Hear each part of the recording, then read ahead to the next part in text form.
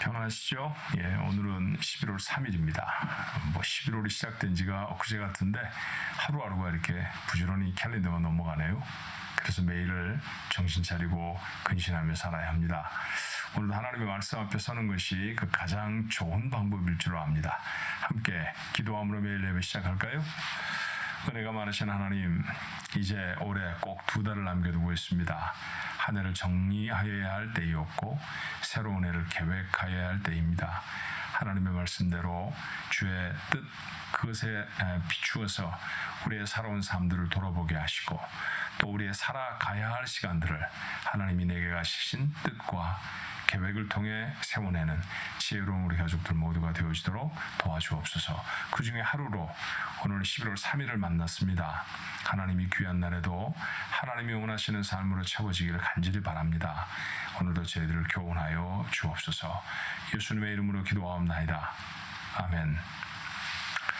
우리가 함께 부를 찬송은 420장 너 성경 얽기 위해 라는 찬송입니다. 가사가 이렇죠.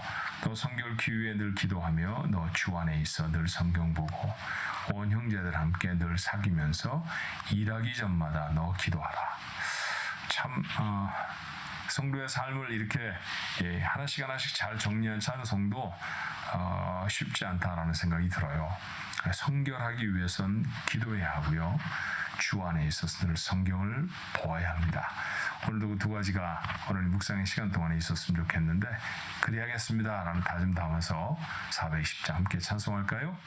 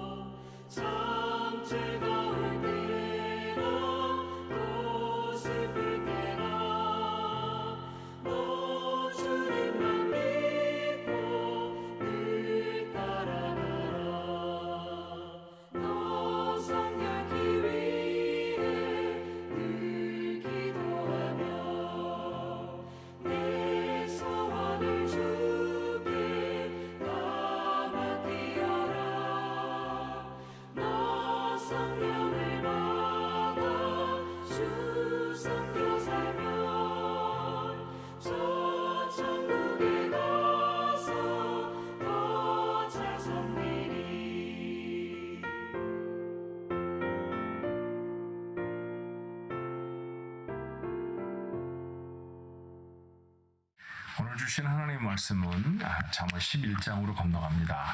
1절부터 15절 말씀이에요. 1절부터 15절의 말씀 한 목소리로 읽을까요? 속이는 저울은 여호와께서 미워하시나 공평한 주는 그가 기뻐하시느니라. 교만이 오면 욕도 오거니와 겸손한 자에게는 지혜가 있느니라. 정직한 자의 성실은 자기를 인도하거니와 사악한 자의 패역은 자기를 망하게 하느니라. 재물은 진노하시는 날에 무익하나 공의는 죽음에서 건지느니라. 완전한 자의 공의는 자기의 길을 곧게 하려니와 악한 자는 자기의 악으로 말미암아 넘어지리라. 정직한 자의 공의는 자기를 건지려니와 사악한 자는 자기의 악에 잡히리라. 악인은 죽을 때 그 소망이 끊어지나니 불의의 소망이 없어지느니라. 의인은 환난에서 구원을 얻으나 악인은 자기의 길로 가느니라. 악인은 입으로 그의 이웃을 망하게 하여도 의인은 그의 지식으로 말미암아 구원을 얻느니라. 의인이 형통하면 성읍이 즐거워하고 악인이 패망하면 기뻐 외치느니라. 성읍은 정직한 자의 축복으로 인하여 진흥하고 악한 자의 입으로 말미암아 무너지느니라. 지혜 없는 자는 그의 이웃을 멸시하나 명철한 자는 잠잠하느니라. 두루다니며 한담하는 자는 남의 비밀을 누설하나 마음이 신실한 자는 그런 것을 숨기느니라. 지략이 없으면 백성이 망하여도 지략이 많으면 평안을 누리느니라. 타인을 위하여 보증이 되는 자는 손해를 당하여도 보증이 되기를 싫어하는 자는 평안하니라. 아멘. 어제도 잠언의 독법에 대해서, 잠언의 묵상의 방법에 대해서 잠깐 말씀을 나누었죠. 스토리를 찾지 마십시오라는 말씀도 드렸고요. 어떤 문단을 나누어서 중심된 주제를 찾아보려고 하는 일들도 잠언에서는 좀 어렵습니다. 도리어 한 절 혹은 두 절씩 대귀를 이루면서 우리에게 이 교훈의 말씀을 주는 경구와 같은 말씀이 바로 이 잠언. 그러니까 잠언은 스토리를 쭉 써서 벽에 붙이는 말씀이 아니고요. 한두 절만 써서 딱 벽에 붙이는 말씀이 있잖아요. 이 집에 평안을 뭐 이런 거 어떤 댁에 가면 신방 가면 있던데 그런 말씀과 같이 그렇게 마음에 강렬하게 딱 새기는 한두 구절 그거면 충분합니다. 예, 그게 여러분 많으면 또 좋겠지만 한두 구절만이라도 오늘 묵상 중에 여러분이 마음에 담을 수 있으면 좋죠. 오늘 이 말씀에 가만히 읽다 보면요, 두 번, 세 번쯤 읽다 보면 공통점 하나 만나시게 돼요. 한쪽은 악한 것, 또 다른 쪽은 선한 것, 어려운 것, 그런 구분을 갖게 되지 않습니까? 그 두 개의 구분 중에 우리의 삶이 과연 어디에 속해 있는가 한번 점검해 보는 게 우리에게 필요하죠. 사필귀정이라는 말이 있습니다. 좀 어려운 한자어인데요. 어떤 일이든지 피놓고 옳은 방향으로 결정이 되어진다, 그런 뜻이죠. 아마 선조들은 그런 생각을 했던 것 같아요. 신앙이 없었을 때도 그들에게 주어진 이성이나 또는 그 본성으로 그런 것들을 깨닫고 있었지 않았나 싶습니다. 저희들은 성경을 알죠. 성경을 알고 이 사필귀정이라는 말을 다시 풀어보면 이런 말이 되지 않을까요? 온 세상을 하나님이 만드셨습니다. 여러분, 만드신다는 것이 그저 땅을 만드시고 하늘을 만드시고 풀과 동물을 만드시고 이런 것만은 아니고요. 그런 것들이 운행되어지는 질서도 하나님이 만드셨어요. 예컨대 지구상에 우리 우주상에 떠 있는 수많은 별들이 있습니다. 근데 여러분, 그 별들이 다 움직이잖아요. 궤도를 갖고 다른 별을 도는 것도 있고 아니면 자기 스스로가 움직이는 것도 있고, 이런 것을 뭐 자전이라고도 하고 공전이라고도 하는데 이게 대단히 정교한 규칙을 갖고 움직인답니다. 예를 들면 지구와 같은 것을 보면 그렇죠. 지구는 사실 자기가 동글동글 돌아요. 자기 자신이 이걸 자전 그렇게 배웠습니다. 그런데 이 자전의 축이 팽이와 같이 똑바르질 않은 것이죠. 23.5도쯤 기울어져 있어요. 이 기울어져 있는 영향이 무엇으로 나타나느냐 하면 봄, 여름, 가을, 겨울로 나타나는 것이죠. 만약 23.5도가 23도만 돼도 사람이 사는데 대단한 영향을 끼칩니다. 그리고 똑바로 돌면 더 좋지 않겠느냐. 그래서 아예 기울어지지 않고 똑바른 축으로 돈다고 하면 추운 곳은 너무 춥고요, 더운 곳은 너무 뜨거워서 사람이 살기 온전치 못한 곳이 되어집니다. 하나님은 사람이 이곳에서 살아갈 수 있도록 수천 년 동안 우주의 질서 중에 변하지 아니하는 질서, 지구가 살짝 23.5도쯤 기울어져서 돌아가는 원칙을 오늘까지도 계속하신다는 얘기죠. 사람이 살아가면서 만나는 수많은 사건들도 마찬가지입니다. 우리는 그 한 도막을 보는 거예요. 어떤 때는 하나님이 살아계신데 정말 이런 일이 있을 수 있어? 이런 생각하지만 아닙니다. 큰 역사의 이 그 길이를 놓고 보면 하나님의 뜻은 반드시 이루어지는 것이죠. 내 인생을 통해서 하나님은 그런 일을 이루어내십니다. 그것을 가리켜서 옛날에는 사필귀정, 하나님의 뜻은, 이 세상을 만드신 하나님의 원리와 하나님의 뜻은 반드시 이루어집니다. 이렇게 해석해도 무리가 없는 말씀일 거예요. 오늘 이 본문의 말씀들이 그 사필귀정에 대한 이야기를 우리에게 전하고 있는 건 아닌가, 그런 생각이 들었습니다. 자, 한편에 이런 사람들이 있습니다. 교만한 사람들이 있죠. 악한 사람들이 있습니다. 악한 사람들이 무엇으로 악합니까? 생긴 게 우락부락하게 생긴 사람을 악하다 그렇게 말하지 않잖아요. 나쁜 일을 하는 사람들을 악한 사람 그렇게 말하죠. 남의 것을 빼앗는 사람, 폭행을 행하는 사람, 정직하지 않은 길들을 행하는 사람, 이런 사람들을 가리켜다 악한 자라고 말하잖아요. 그런 악한 사람들과 악한 사람들의 행위가 있습니다.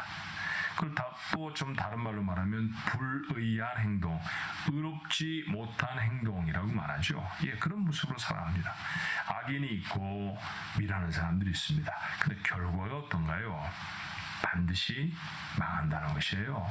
그들은 다 흩어져버리고 그리고 벌을 받을 것이고 그들이 도모하는 것들을 온전히 이루지 못할 것이다. 그렇게 말합니다. 그러나 그 반대편에 또 다른 부류의 사람들이 있습니다. 정직한 사람이죠. 여러분, 정직하게 산다는 것이 어떤 때는 손해가 된다라고 하는 사실을 여러분 아시죠? 맞아요. 그래요. 그런 정직하게 사는 것, 겸손하게 사는 것. 어딘가에 가서 겸손하면, 남들이 겸손하면 참 보기가 좋은데 자신이 겸손하려고 하면 매우 어렵다는 사실 여러분 아시죠? 맞아요. 그것도 그렇습니다. 그럼 겸손한 사람, 의를 따라 사는 사람, 하나님이 말씀하신 공의로운 의를 따라 사는 사람, 지혜를 따라 사는 사람, 명철하게 생각하며 사는 사람, 이런 사람들이 있습니다. 그런 사람들은 어떨까요? 반드시 잘 됩니다. 좀 전의 말씀으로 예를 들어 말하면, 정직하려고 했을 때 잠깐은 손해보는 것 같지만, 그러나 긴 기간의 시간의 스펙트럼으로 보면 반드시 하나님은 그의 삶에 하나님이 주시는 축복을 담게 된다는 것이죠. 근데 우리는 눈앞에 있는 것들이 급해서 내 눈앞에 있는 이익을 놓칠까봐 전전하며 어떤 때는 정직하지 못한 모습이 될 수도 있고요. 어떤 때는 지혜롭지 못한 모습이 되어질 수도 있습니다. 조금 더 눈을 멀리 보아야 하겠죠. 역사상 수많은 악인들이 멸망해버렸습니다.